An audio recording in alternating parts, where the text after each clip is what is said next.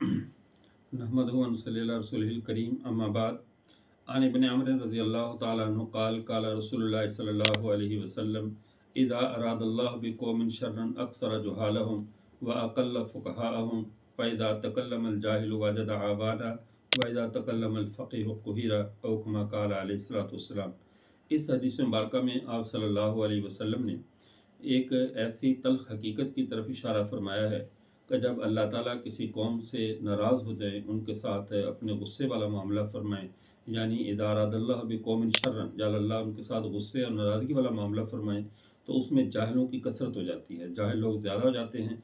व अक़ल्ल फ़ुक़हाअहुम, और फ़क़ीह लोग, उलमा लोग कम हो जाते हैं। अहले इल्म, अहले फ़िक़्ह जो है वो उनसे उठा लिए जाएंगे और जाहिल लोगों की कसरत हो जाएगी। इसकी निशानी क्या होगी? हमें कैसे पता चलेगा कि जाहिल ज़्यादा हो गए हैं और उलमा कम हो गए हैं?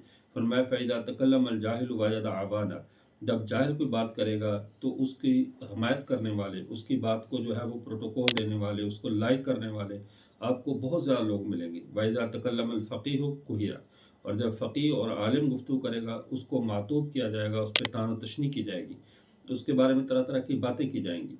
तो ये वो एक तल्ख़ हकीकत है, या वो अलामत क़यामत में से एक क़यामत है जो उस दौर में पूरी तरह पाई जाती है। जाहिल लोग जब भी स्टेज पर आएँ, मीडिया पर आएँ, किसी भी जगह पर आएँ, वो कैसे ही खिलाफ़ हकीकत बात करने वाले क्यों ना हों, कैसा ही शरीयत का मजाक उड़ाने वाले या उलमा जो अम्बिया के वारिस हैं उनके बारे में तबर्रा करने वाले क्यों ना हों, उनको लाखों के करीब फॉलोअर्स जो है वो लाइक करेंगे और उसके पीछे चलेंगे, इसलिए कि अब जाहिलों की कसरत है और फ़ुक़हा और उलमा की किल्लत है। तो जब भी कोई आलिम दीन किसी भी, चाहे मकतब फ़िक्र से ताल्लुक़ रखता हो, जब भी कोई खौफ खुदा की बात करेगा, लोगों में इस्लाह की बात करेगा, तो उसको तान तशनी का निशाना बनाया जाएगा, उसके ऊपर उंगलियां उठाई जाएंगी, फब्तियाँ कसी जाएंगी।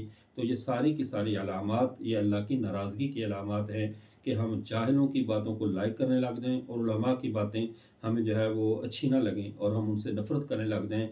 अल्लाह ताला हमें उलमा से मोहब्बत करने वाला बनाए और जाहिलों के शर से उम्मत मुस्लिमा की हिफाजत फरमाए। व आखिर दावाना अल्हम्दुलिल्लाहि रब्बिल आलमीन।